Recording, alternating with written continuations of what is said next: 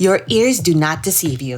You have just entered the Cryptid Creator Corner, brought to you by your friends at Comic Book Yeti. So without further ado, let's get on to the interview. Skriptka might sound like something spoken by a Cthulhu cultist or the name of a weird craft beer brand, but it's actually the shorthand for this new, wild, crowdfunding comics project, Super Kaiju Rock and Roll Derby Funtime Go, from creator David Hedgecock. This is a mashup of Jem and the Holograms meets roller derby with kaiju with a twist of 70s pop culture thrown in.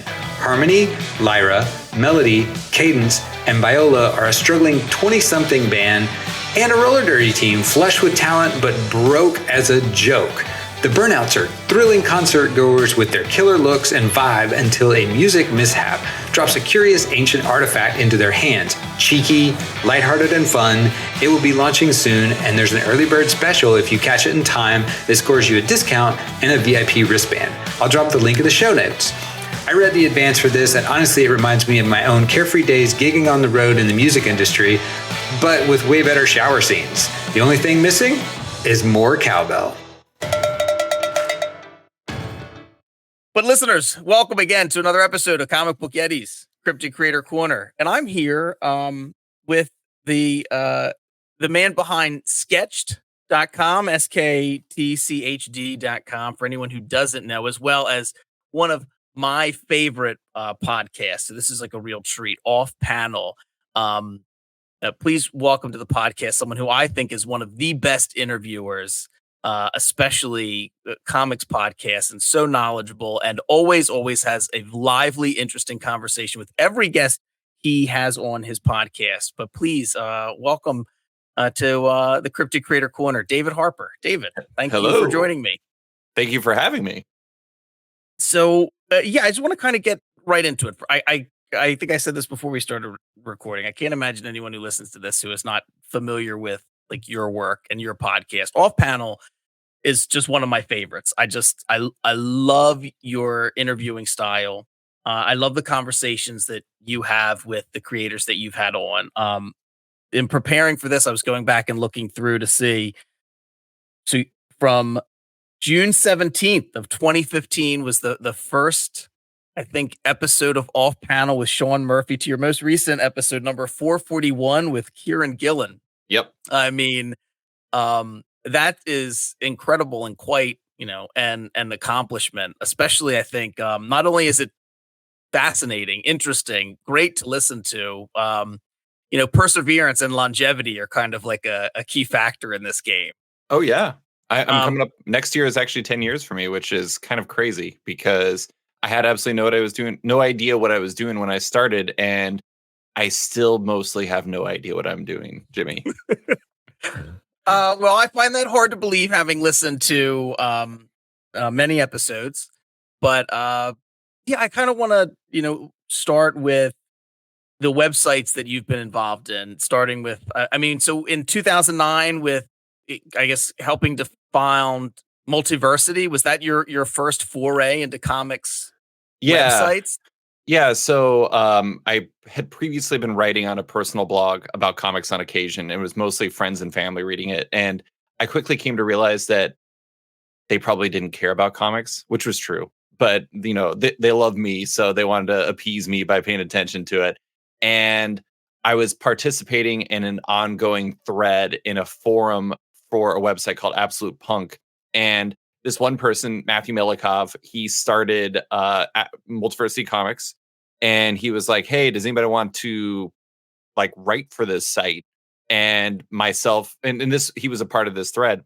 Myself and another person that was in the thread, Gil Short, we were both like, "Yeah, sure, let's do it." And we started doing it, and we had no idea what we were doing. That was a constant theme. No idea what you're doing, so you just have to keep doing it until you learn.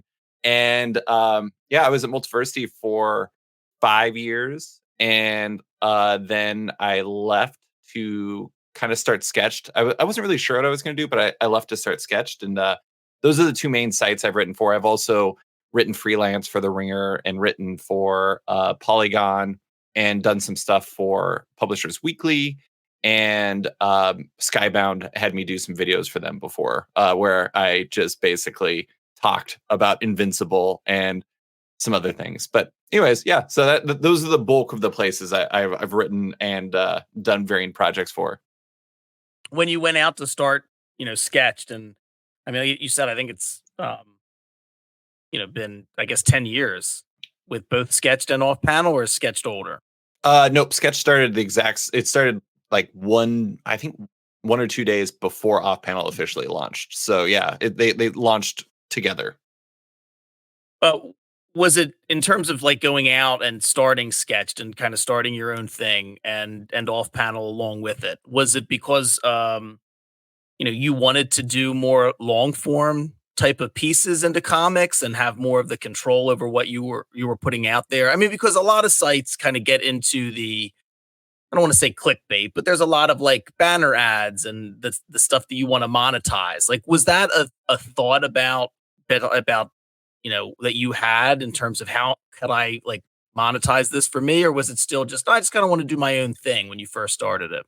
So I didn't monetize Sketch at all when I first started. The first run of Sketch only ran for a year, and then I stopped doing Sketch for like 4 years, and I kept doing 3 years, and then I kept doing Off Panel. I brought Sketch back as a subscription site in 2019 because I figured out that I do want to monetize it. Making money off of your work turns out very good thing, very inspiring to your desire to work on stuff. But I wouldn't know about that, but it sounds nice. When I was at Multiversity, I loved Multiversity. Multiversity was great. We had a great time. We were nominated for an Eisner Award in 2014, which was really cool for us because we lost to like CBR and we were up against them and like the Comics Journal and stuff like that. And we were just a bunch of people goofing off on Google Meet as the Eisner Awards were going off. And we're just like a bunch of people who had no idea what we were doing, but we're having a great time.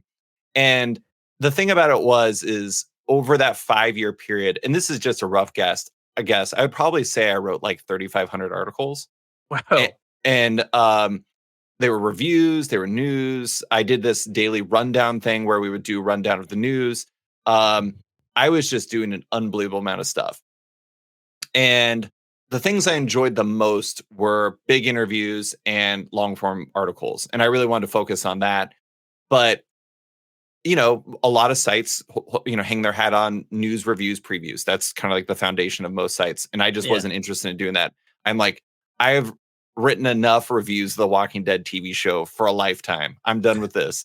And so I was like, I'm going to do Sketch. I'm going to do my own thing. And so I went off. I knew I wanted to do a podcast. I had the title first. I was like, I like Off Panel. That's a good title.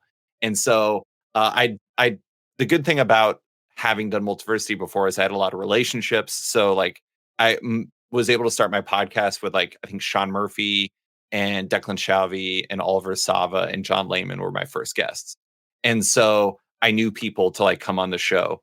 And so it was, I really learned what I like to do and what I don't like to do, and also what a site I might do would look like by doing Multiversity stuff first. And to be honest, it was like Matthew and Brian Salvatore were always much bigger leads at Multiversity. I was just a guy who wrote stuff and caused problems.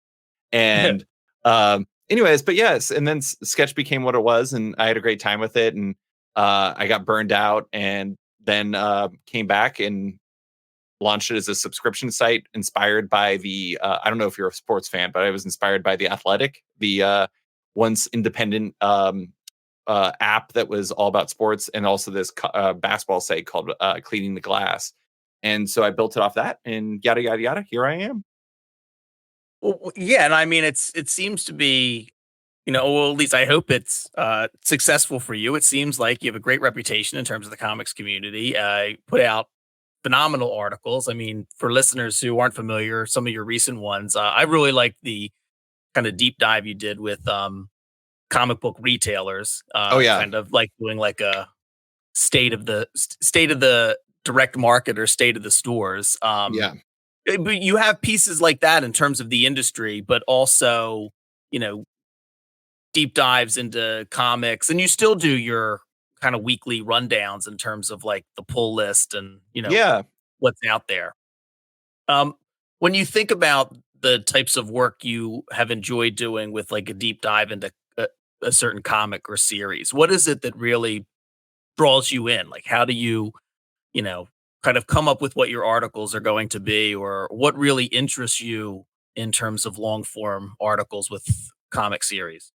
I mean, I think it comes down to a word I said maybe before we were officially recording, um, curiosity. It's what is interesting enough for me to like put in a lot of research to do. Like my most popular article from last year was I did a piece about the Pizza Hut and Marvel collaboration to with the X-Men, where it was just like they had cups and they had placemats and they had pizza boxes that had X-Men stuff on there. And I wanted to find out how that came to be. It was completely by accident that it was actually the 30th anniversary of that last year. I had no idea when I started it. I was just talking to people and I was like, wait a second, let's start in 1993. It's 2023. Oh my God. And so it was just like, I remembered that. I remembered how important that was to me. I had talked to people like Russell Dowderman and like been kind of inspired by a book that a zine that Rico Renzi, the colorist, did that had that old ad in there. And I just realized I was like, I'd like to tell that story. That would be really interesting to do. And thankfully, I don't know, by pure happenstance, like found out who did it, I think through the artist Scott Koblish. And next thing you know, I was writing that piece and it ended up being one of my favorite things I've done. And it was shared like hundreds and hundreds of times on social media. I got an email from the people who created the original X-Men, the animated series, telling me how much they loved the article. And it was just like, yeah, it was just like super random. I was just like, this is so weird. And the funny thing is like, the guiding principle I have for the site is I have to be interested in it. I can't just do it because I think traffic might drive me or be driven by this, or I can't do this because I think subscribers might sign up because of it. I have to do it because I'm actually passionate about it, because I'm pretty sure people could tell if I was phoning it in. I'm very bad at faking things. And so whether I'm doing that or like last year, I also did kind of a retrospective on the America's Best Comic top 10 that Alan Moore and Gene Ha and Xander Cannon did. I talked to Gene Ha and Xander Cannon for that, dug into the history of that, had long interviews with both of them, and then turned it into this giant like 7,000 word article. And it's like, I love that comic. And I've always been fascinated by it because it's like a procedural TV show in comic form that was written by Alan Moore. So it just seems kind of weird. And I just followed my curiosity, and that one was also a really big success. Both of those are actually, I do a print annual each year. Both of those are going to be my next print annual, Sketchbook 2023. That'll be, I think, selling next month. And it's really fun trying to find answers to questions I have in my head by talking to people. Yeah, and I mean, I think there aren't many more, and maybe I don't know, maybe there never were, but I feel like there aren't many more sites, doing that. I mean, that's one of the things I really like about your podcast, but also the work you do with Sketched, is that there just aren't. I don't know. There's, at least in comics, it doesn't seem like, as sites get consolidated or they get bought by, bigger media companies, it doesn't seem like folks are, really taking the time to do something like that. I mean, you would find something like that like in Panel by Panel, but even, they're kind of, I don't know if they're done or on hiatus now. But yeah, it's a combination of both. Yeah. But they would have that sometimes, but that doesn't seem to be too prevalent anymore. Well, I mean, I think the tough thing is in the comic space, there's not a lot of money in there. I mean, to be honest, it's like today, like there was the whole thing that, I don't know if you follow like gaming news, but Kotaku, a prominent gaming site, like they revealed that they were shifting away from like their normal foundation to basically just doing game guides, and they let go of their editor in chief, and it's just like a complete mess. And like Sports Illustrated went away basically this year. Vice is going away. There's all these different things. It's hard for like big names to make this stuff work anymore. And for your average comic site, it's even more difficult because there's just not a lot of money into it. And so, I think that's part of the reason, like when I was putting my stuff together, my big inspiration was, did you ever go to the website Grantland? No, I don't think so. Grantland was a site started by Bill Simmons that was a spinoff of The Ringer, or not The Ringer, of ESPN. And it featured a lot of people like Jason Concepcion and Shea Serrano and oh my God, Zach Lowe, who is my favorite like writer about anything.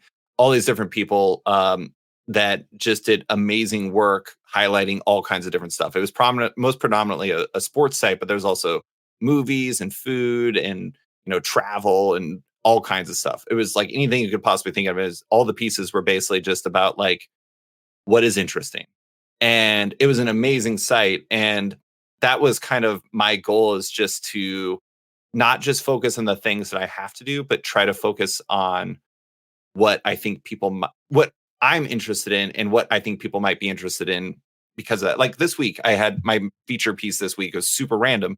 I was thinking about just how doing the podcast and doing the site has changed how I read comics, partially because I have not really read comics consistently for the last 3 months because I was super burned out preparing for my Sketched Awards, like the end of the year stuff. I'd read so many comics. I was just like, I need to read like books for a while. And I've been reading a bunch of books. And I was just like, I wonder what happens to creators when they make comics, and like, how does that change how they engage with the medium? So I interviewed a bunch of creators and asked them that question. And people like Kieran Gillen and Kelly Thompson and John Allison and Faith Erin Hicks like shared their answer. And it was super interesting. And it like led to a lot of interesting conversations with people, and also it being shared on social media. And I don't think I'd ever seen that type of article before, but it was just because it was something that interested me, and it turns out that others were interested too. Yeah, I find that fascinating. I think I looked at that, because Caitlin Yarsky, I think you had interviewed Declan Shalvey. Yeah, and it is interesting. I've that's come up a couple of times in terms of interviewing the podcast. Like, oh, you're a big fan of comics, and now you're making comics. Do you read them anymore? And a lot of folks are like, yeah, no, we haven't really had haven't had time, or I think homework, right? Yeah, I think that's what Caitlin Yarsky said. Whenever she looks at comics now, like she doesn't really read them for fun, I think, because it feels like work, or it feels, she might still look at them for reference, but I'm sure a lot of creators kind of feel that way. Yeah. But yeah, I find that stuff interesting, and that's what I really like about it. So in terms of your podcast, and the different guests you've had on, and kind of fostering an environment for, really good conversations and kind of digging into somebody's work, like how much preparation and time do you put into getting ready for your interviews?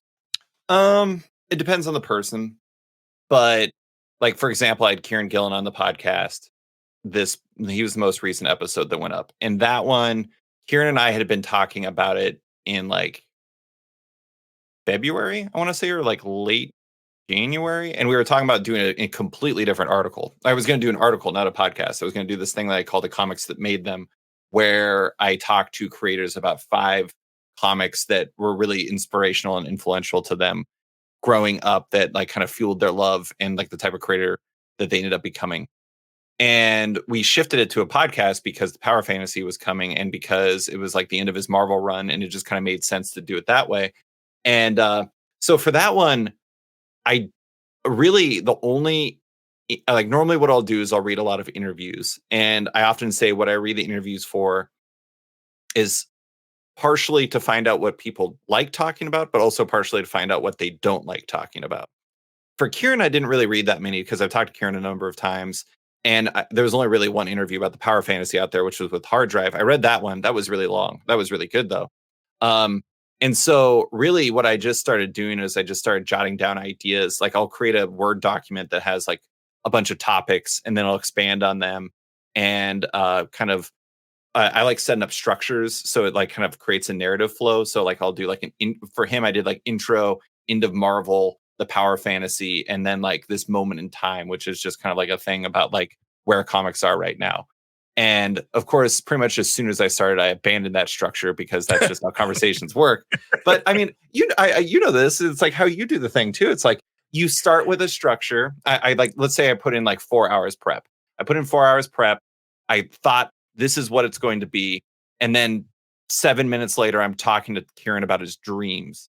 And I did not have that on my list, Jimmy. That is not something I prepared to talk to Kieran Gillen about. It's like, what are you dreaming about lately, Kieran? Is it Gambit? No. So, it's like you just got to roll with it, right? Yeah, I know. I mean, I do the same thing in my work. Like, we talked about handling a deposition, but I make a deposition outline, and I would say, 8 questions in, if the person I'm deposing says something, my outline's, totally abandoned, and I'm just off asking questions. And so I Yeah. usually do the same thing. I create like an outline of topics to hit, and go from there. So I get it, but yeah, your conversations do have a great flow to them, so it kind of makes sense. But I was just, because you have a day job, right? I mean, you have something you go to every day. Yeah. Yeah. Can I tell a quick story about my favorite example from the podcast history as to just the strange depths doing a purely conversational podcast takes you to? Yeah, please. I've had Becky Cloonan on the podcast once. I've told this story way too many times. But in the first volume or the first collection of her short stories called By Chance or Providence, Yep, she had I'm familiar. she had 2 dedications in it. One was to Madeline Pryor. It wasn't actually named to Madeline Pryor. It was just to Madeline. And then the other one was to Guy Davis. And it was like this beautiful poetic thing to Madeline Pryor that it was just like, this is so moving. And then the next one was her thanking Guy Davis for a toaster oven. And so I asked her about it, and we just talked about toaster ovens for 10 minutes. And it resulted in the listeners to the podcast sending, and I talked about how I love making tuna melts with my toaster oven. And it led to probably 5 or 6 people sending me pictures of tuna melts that they made in a toaster oven, which was hilarious. Tuna melts are delicious. Yeah. Yeah. So who knows what people are going to connect with? Sometimes it's tuna melts. Sometimes it's the X-Men. I don't even know. Yeah, I have no idea. I mean, I just do this because I like it. That's it. I don't know. Byron tells me if people are listening, and that makes me happy, I guess. But I just like comics. And Byron, he was like, I was doing some written interviews, and Byron said, "You want to do a podcast?" I'm like, "Well, everyone has a podcast." He's like, "No, it'll be fine." But I do, and I enjoy talking to people about comics. So that's the heart of it. That's the heart of it, right? I'm doing an article right now for Sketched where it's about comics and podcasting and the marriage between that. And I think one of the things that's interesting is while there's all these different reasons why you could or should be doing a podcast or whatever, ultimately it comes down to you enjoy what you do. And if you get joy out of it, why not? Yeah, I agree. That's why I do it, and why, the ones I listen to, I listen to a bunch of different, podcasts all over the place. But in terms of comics, yeah, I mean, I listen to John Suntress and Word Balloon, and I listen to yours, and I listen to Comic Books, Couples Counseling. They're probably my 3, that I will go back to, because I feel like they, all 3, you and Brad and Lisa and John, all bring something kind of different to it. And I, really interesting interviews, and yeah, that's what I like, Yeah. So good. All right, let's take a quick break. Hey, comics fam. Indie comic book publisher Band of Bars just got a level up and announced it is now a cooperative. This heralds a new era for them, including a partnership with Dauntless Stories. And they added several new members to the ownership group. Marcus Jimenez is now Chief Operating Officer, Brent Fisher takes on the role of Chief Diversity Officer, and Joey Galvez is introduced as Head of Kickstarter Ops and Social Media Manager, which is sure to increase their capabilities overall as a publisher. And it further promotes their mission statement of advancing representation, inclusion, and diversity in the medium. They also established a new board of directors to help chart the new path of their journey. With new projects in the works like Alas Goodbye dropping in June, Unbroken soon launching on Kickstarter, and Pawn coming up with Dauntless, stay tuned to this space for more exciting news from the growing Bards family. Let's get back to the show. Back to you in terms of the wonderful things that you have done and the things that you're, interested in. I'm kind of curious to what first kind of endeared you to comics.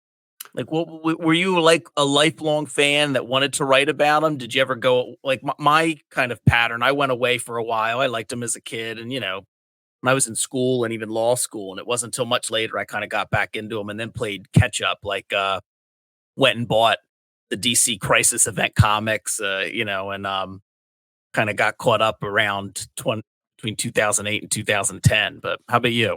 That was a good time to catch back up. The first comic that made me fall in love with comics was the Transformers number 41, the Marvel series from the 80s. It's very specifically seared into my brain because it was, I loved it because it had a lot of Autobots and Decepticons on the moon fighting. And I was really into that. And then also there was like a guessing game in the back where you could guess their names. And I was also into that.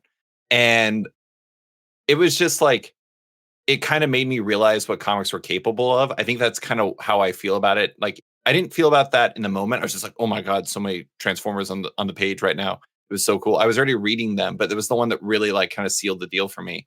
But yeah, so I read pretty consistently until about 2000.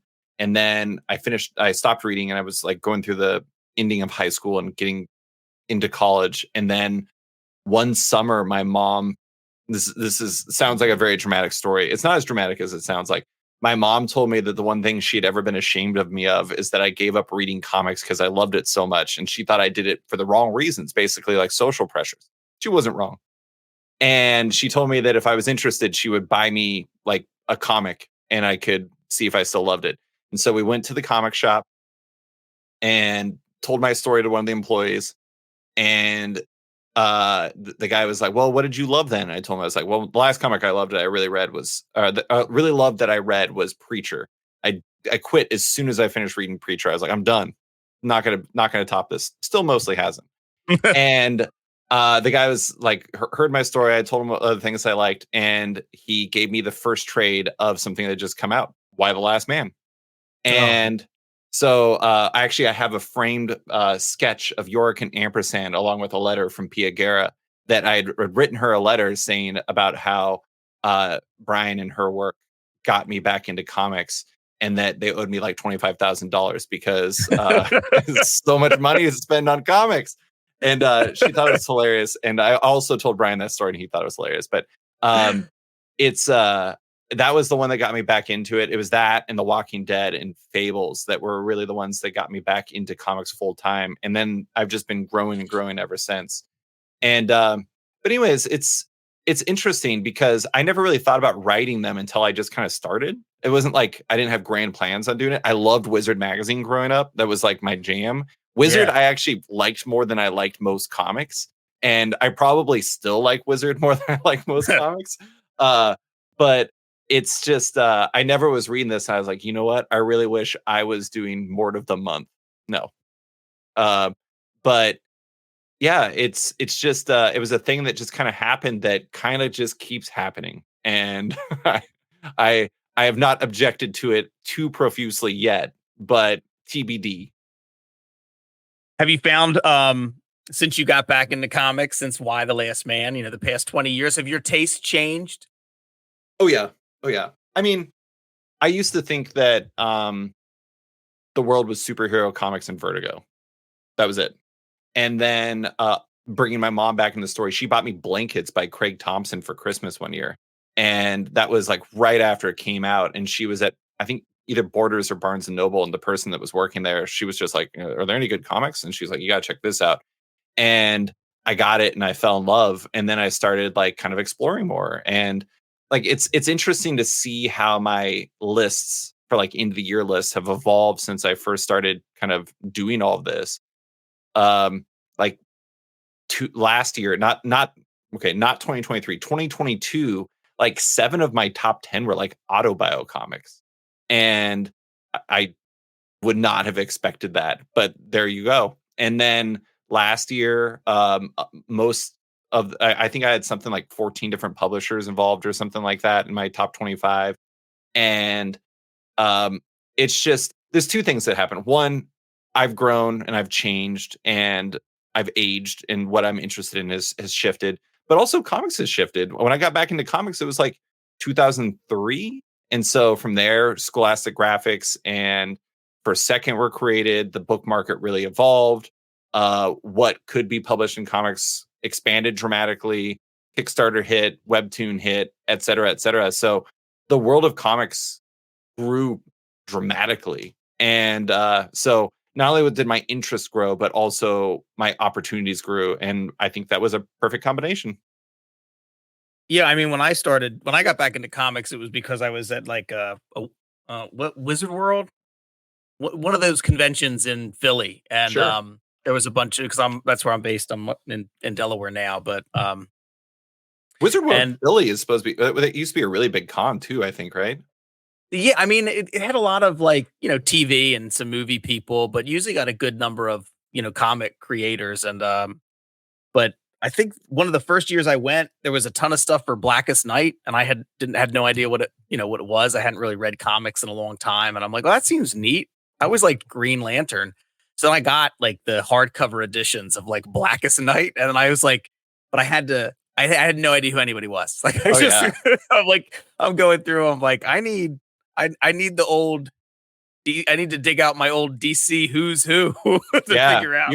You're drinking through a fire hose of insanity with Blackest Night as your first comic to come back. So, the first single issue that got me back in, the one that got me back into single issues was I was following along with Infinite Crisis, and don't tell anyone, I may have illegally downloaded the first 3 issues back in the day. And I was like, you know what? I need this 4th issue because apparently Superboy Prime goes off in this issue and like just mows through everyone. And I need to read this. And my comic shop, the comic shop that was I went to school at University of Idaho in Moscow, Idaho. The comic shop, Safari Pearl, great shop, did not have any copies of Infinite Crisis #4 for me to buy. So I bribed my friend who lived in Spokane, Washington, to drive 90 miles to give me a copy of Infinite Crisis #4. Because we were in college, I bribed him with alcohol and like debauchery, but at the same time, I got my copy of Infinite Crisis #4, and so that was the first single issue that got me back in. There's something about event comics when they're done well that just drive curiosity, even though they're insane and horrible for newcomers. You just want to know what's going on. Yeah, and I just liked all the different. Because I haven't been away from comics for a while, any type of comic really. And then, I just thought all the promo stuff looked cool. Like, oh, there's all these different lanterns. That seems neat. And yeah, it's like, oh, sure, I'll get it and I'll read it. Then I was going through it and I'm like, well, I know who the most of the big folks are in terms of the comics, and Hal and Barry and all that stuff. You're like, what the hell is this Larfleeze guy's deal?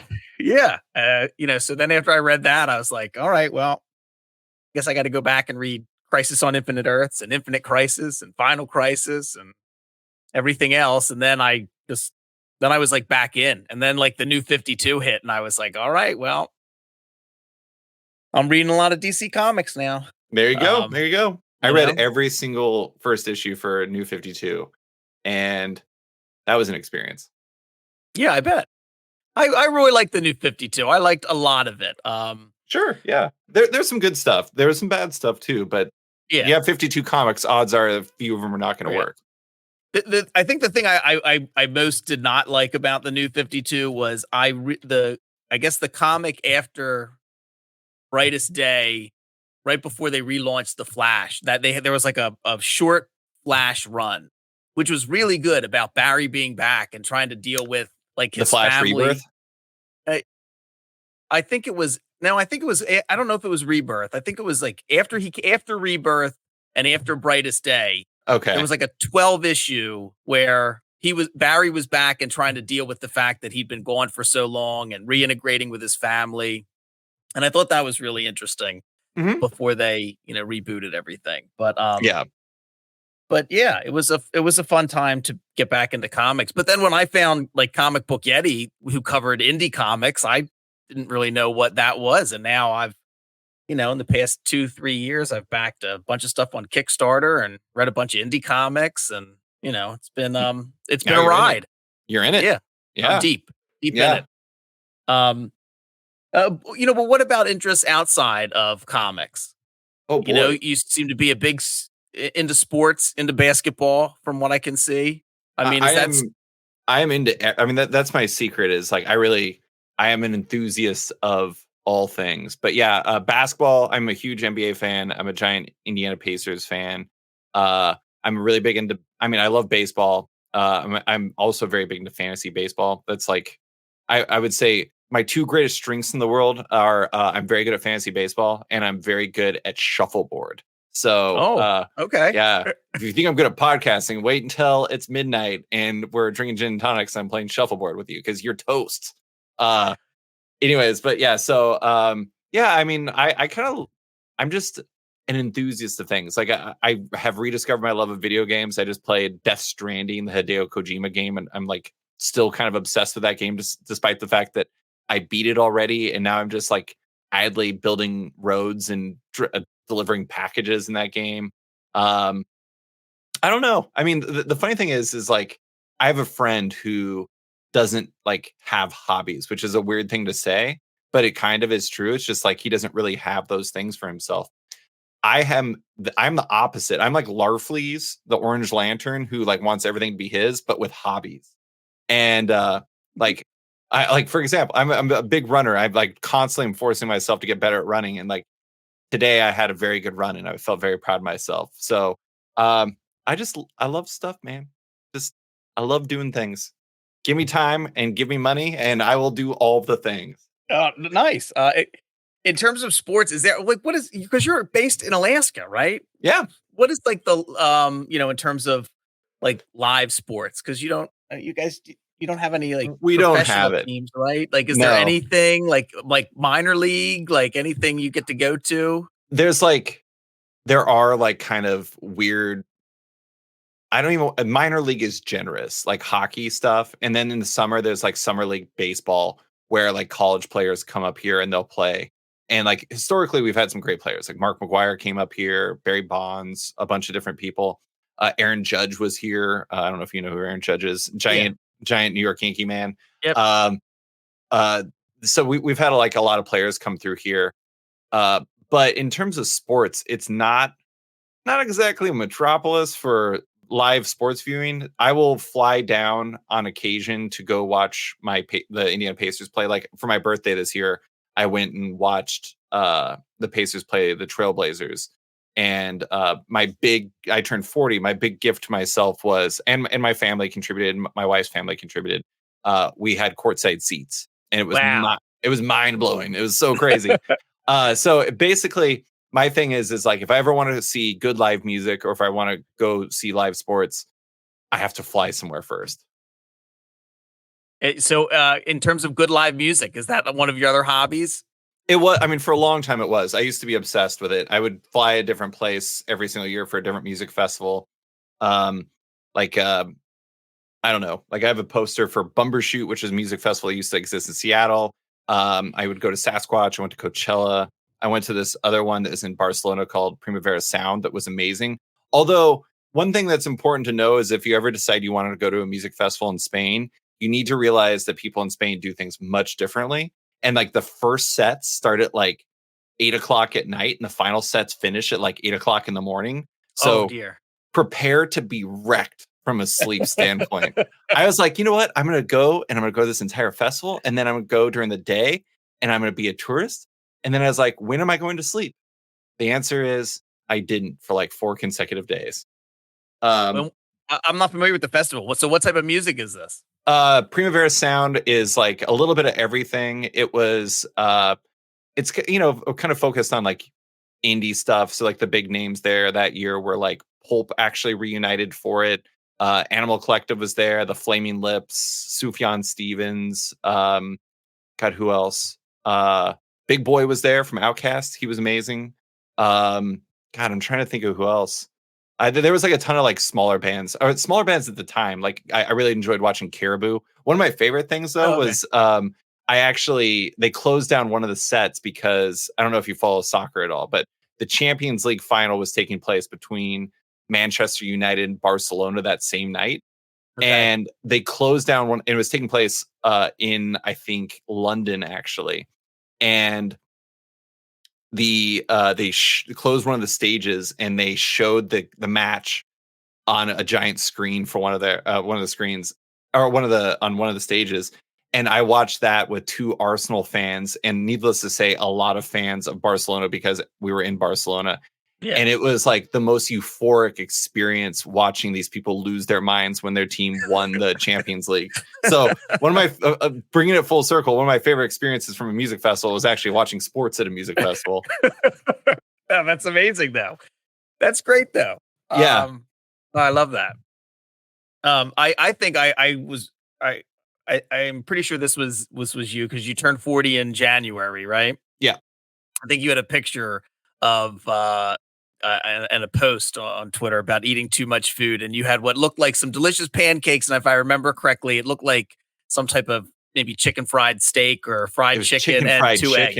Yeah, it was chicken fried chicken. Yeah, and 2 eggs over, and I'm like, man, that David's living. That was so my real dream job is I want to be a travel food, like not critic. I just want to be a travel food enthusiast. I just want to talk about food while traveling. Well, if you need a sidekick, I'm throwing my hat in the ring. Jimmy and David hitting the road, going reality show where we're just eating in random places. I mean, that would be amazing. Yeah, it was. So we went during this. We went to Portland, and of course we go to Portland right as they have a crazy ice storm.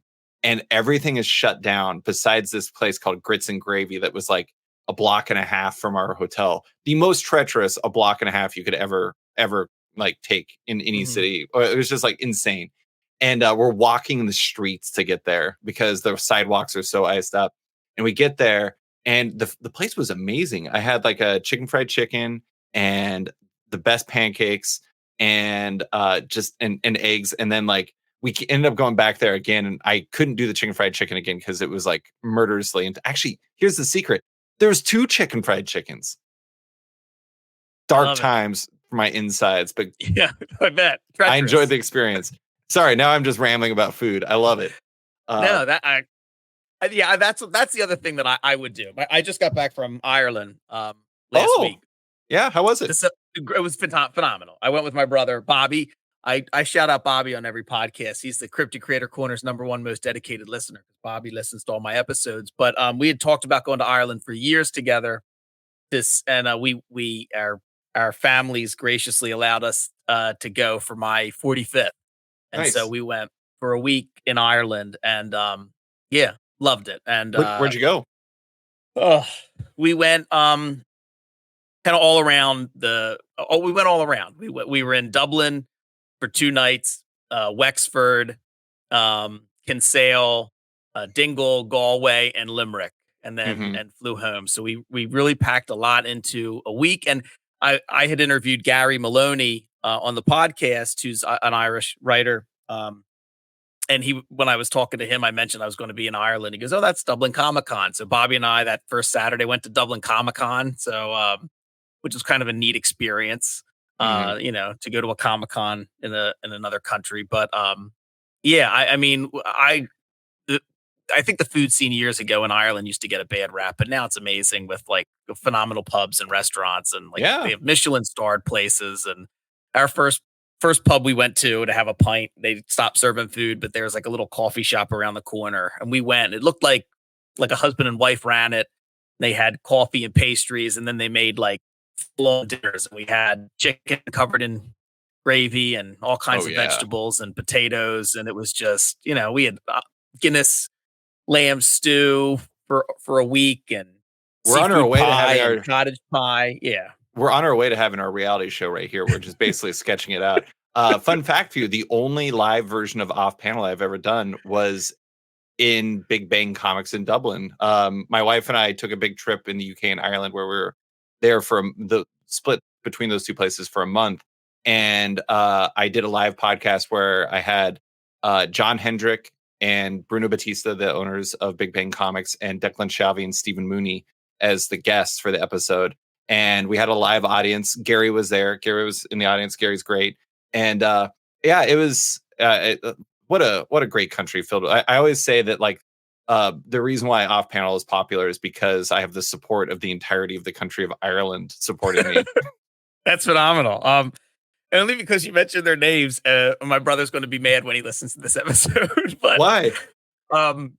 So we went out to dinner with Paul Carroll from Limit Break Comics, Paul's brother Connor, James Killian, Killiam, and Seamus. I can't remember Seamus's last name. I think it's Kavanaugh. So we went out to dinner. Seamus Kavanaugh. Yeah. We went out to dinner afterwards, and then we went to a pub, and we were supposed to meet some of the other like pros and other creators that were at the Comic-Con later. And so we're sitting down in one part of this pub, and Stephen Mooney comes in and sits down, and Declan Shalvey comes in shortly thereafter. And my brother and I had been at the convention, and we talked to a few people there. You know, Bobby brought some stuff to get signed, because we knew who was going to be there. But Declan Shalvey comes in, and my brother swears he was didn't even realize it, that it was just the timing of it. But Declan comes in and sits down next to my brother. My brother goes, "Oh, wow."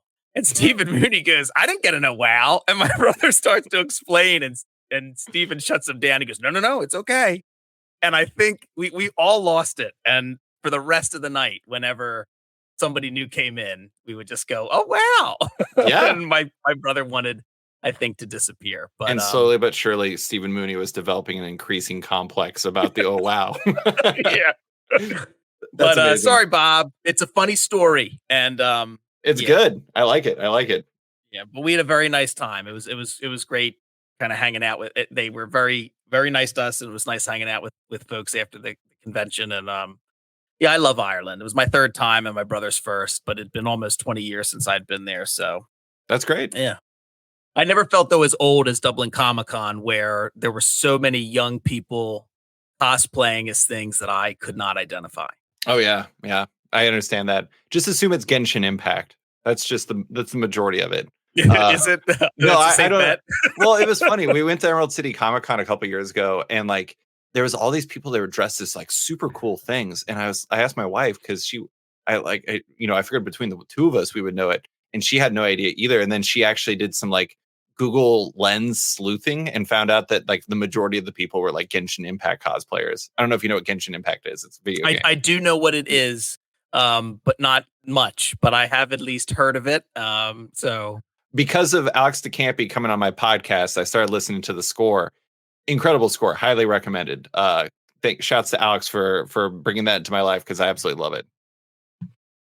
Yeah, I'll have to check it out. I think there was like a clip that I saw on TikTok that had a really interesting, I don't know, phrase to it. And I think when I Googled it, like, what is that to? It was Genshin Impact. So, oh yeah, it's everywhere. I got to remember what it. I can't remember exactly what it is. What it was. The phrasing.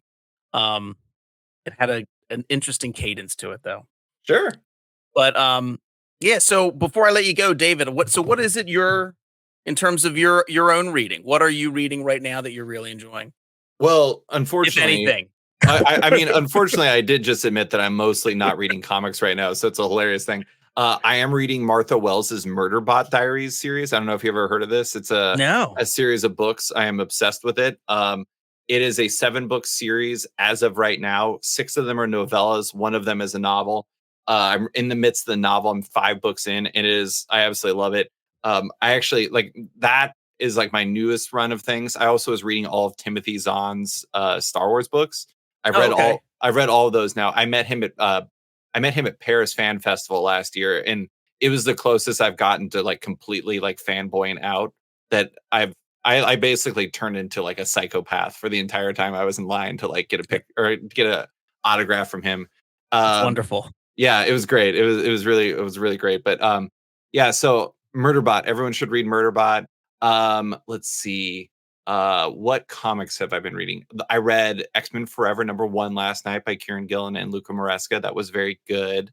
X-Men stuff has been kind of mixed lately, but that hasn't, it's coming to an end. It's gonna happen. I read Transformers #6, so Daniel Warren Johnson's most recent one. The funny thing is like right now I'm just kind of doing the bare minimum reading to make sure I'm on top of like the big things. Mm-hmm. Like the things that I really want to read is I have Kyle Starks' Karate Prom that comes out in May from First Second. I want to read that. I want to read Mary Tyler Moore Hawk from Dave Baker, because everyone says it's amazing, and if I don't read it, I'm pretty sure Dave is going to murder me. And what else? I don't know. This is going to be a really interesting year of comics, and I'm looking forward to finishing Murderbot so I can finally like fully commit to doing it. But I always find that like I'm reading kind of a normal amount between like January and like August. And then between September and November, I read to a level that is probably unhealthy. So it'd probably be better to ask me then, what are you reading? What would you recommend? Oh, what am I reading? I don't know. What's over? I have like my to be read pile is to the left of me. I just got in Jason Copeland's Full Tilt, which I cannot wait to dig into this. That's very nice. I mean, this is there we go. This is a heck of a book. Yeah. But Letters by Troy Pateri. I can't wait to dig into that. Yeah, in terms of some of like the comics I'm reading, I really have been liking Drive Like Hell, The Devil That Wears My Face, Animal Pound, Skeeters, and I got to get caught up on Undiscovered Country. Oh my God, that's the Snyder and Charles Soule book with God, who's artist? Why am I spacing this? Carmine Gian Domenico? Yeah, I think that's it. Yeah, Camincoli. Giuseppe Camincoli. Yeah. Yeah. This is the funny thing. It's like this is always the hardest question for me to answer. Is like people are like, "What are you reading right now?" And it's like I immediately develop amnesia. I'm just like comic books. Yes. I think everybody does that when you're on the spot. But I read a lot, both that I get from my local shop that's like right down the road, and like Hoopla. I read a lot of digital just because it's kind of easy. I'm getting actually caught up on Once and Future, and awesome book. Yeah, which is really, really phenomenal. So it's like a blockbuster like entertainment, like it's like a blockbuster 90s action movie, but with like an extreme British political bent, which is fantastic. Right. And it's gorgeous. Yeah, I mean, Dan Mora, hard to go wrong with that guy. Yeah, absolutely. But well, David, I don't want to keep you any longer. But I really appreciate your time today. Listeners, there are going to be links in the show notes, but if you don't listen to Off Panel, you're doing something wrong. But you need to go, and you have 441 episodes to catch up on if for some reason you haven't gotten there yet. And go check out Sketched and David's subscription website and some wonderfully amazing long form articles that David puts out. And I don't think too many folks are doing it like David does. He does it very well. And if you want to see that stuff out in the world, you got to support it. And David, I'm a huge fan. And this has been a real honor for me to get to talk to you. Oh, absolutely. Thank you for inviting me. I really appreciate you taking the time. And yeah, so folks, check it out. Check out Sketch, check out Off Panel. And for Comic Book Yeti, I'm Jimmy Gasparo. Thank you for listening, and I'll see you next time. Thank you, David. This is Byron O'Neill, one of your hosts of the Cryptid Creator Corner, brought to you by Comic Book Yeti. We hope you've enjoyed this episode of our podcast. Please rate, review, subscribe, all that good stuff. It lets us know how we are doing, and more importantly, how we can improve. Thanks for listening. If you enjoyed this episode of the Cryptid Creator Corner, maybe you would enjoy our sister podcast, Into the Comics Cave. Listen and subscribe wherever you get your podcasts.